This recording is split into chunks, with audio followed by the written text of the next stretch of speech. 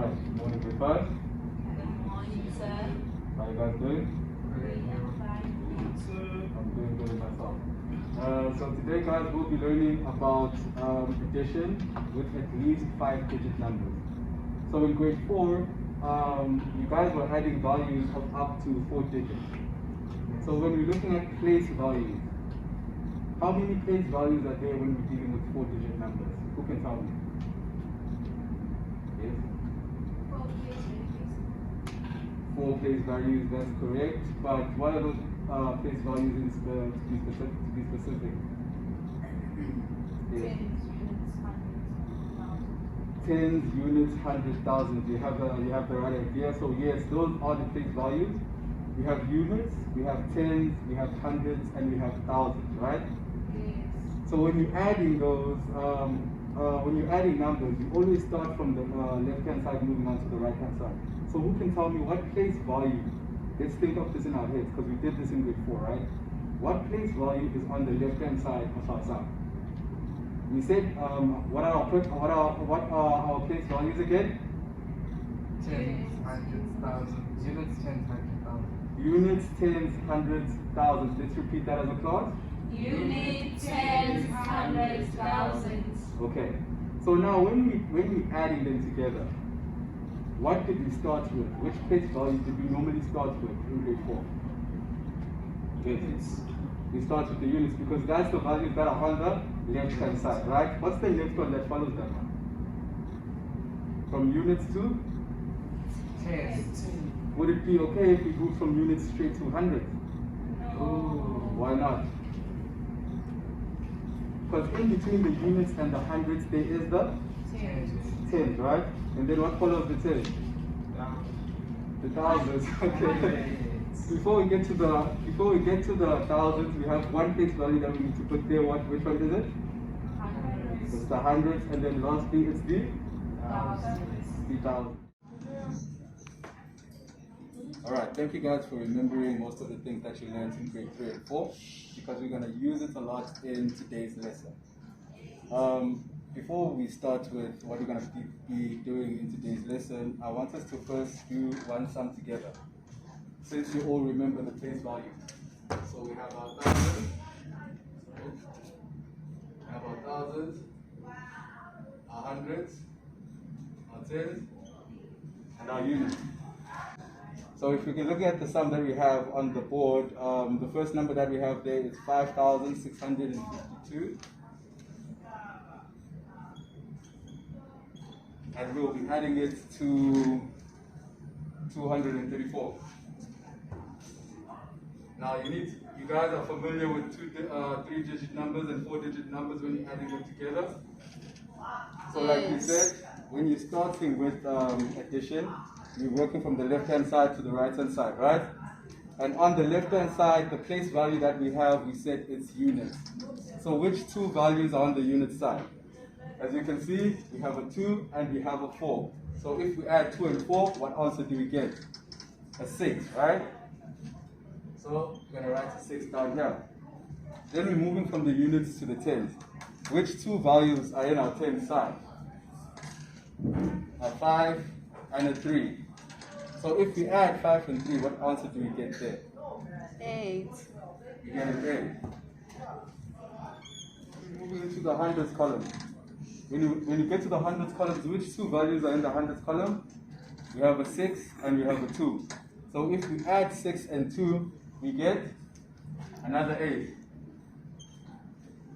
Now there's no value that we can add with the 5. So what's going to happen is that we need to drop down the 5, bring it down here to give us our final answer of 5,886.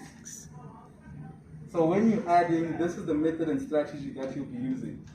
I call these soldier sums because you're looking at them from the unit side and going to the tens, to the hundreds, and then you move on to the thousands. So we can begin with today's lesson. So in today's lessons, we'll be adding numbers with at least 5 digits. So in grade 4, you ended with 4 digits. So in grade 5, we're adding one more place value. So if you remember clearly, the last place value that you guys learned about in grade 4 is 1,000.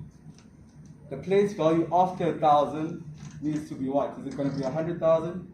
Is it going to be 10,000? What is it going to be? 10,000. It's going to be 10,000, right? So when we're looking at the fifth place value, it will be the 10,000, right? And the symbol for that is double T and an H. That's how you represent that you're working in the 10,000 place value, right? So let's look at some that involve 5 digits. Firstly, let me just write what's on the board here. So I want us to practice together so that we can understand how do we now add 5-digit numbers, because we're moving from 3 and 4 digits and we're going to bigger numbers now that involves 5 digits, right? Okay. So what's the number that we have at the top? 56,325. So we have 56,325, right? And we're going to add that to, sorry if it's not visible, I don't know what's happening to my ink there. And we're going to be adding it to 74,532.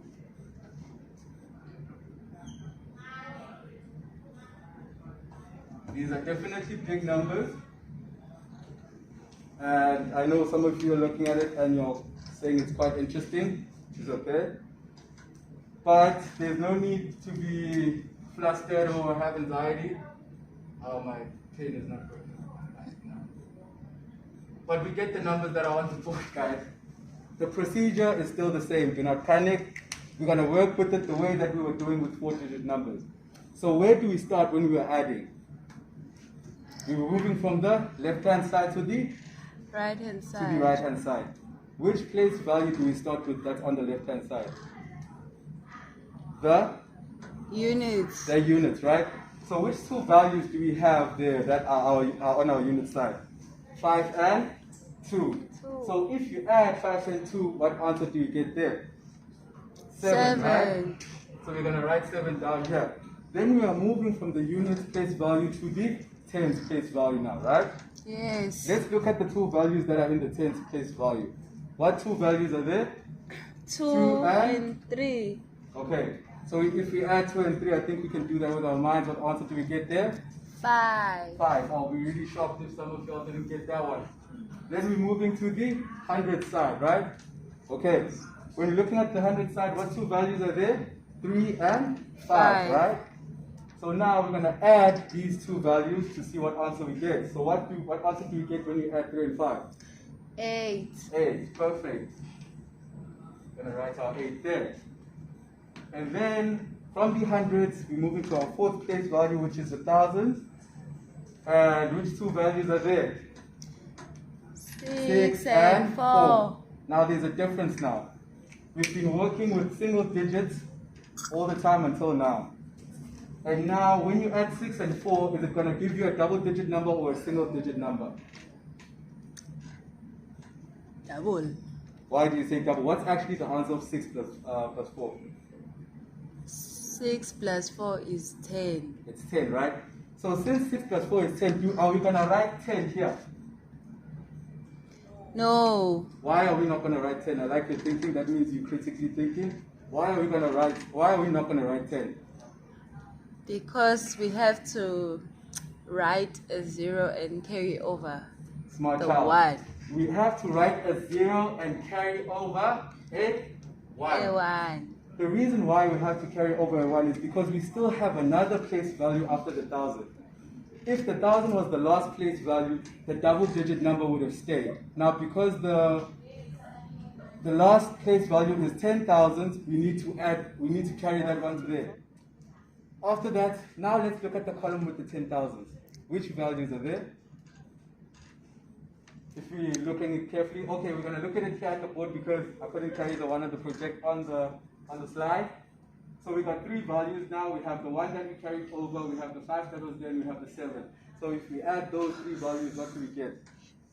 So we have 5 plus 1 is 6, 6 plus 7 is 13. So then we can then write the double digit. Why do we then have to write the double digit at the end? Because there is no other place value after 10,000. 100%. Because there is no other place value after the. Alright, so let's play a game. So within this game, we got shuffling cards here with me. So I'm going to call up a student. She's going to come here, and then she will shuffle the cards and then set out as deck, make a set of 10 cards.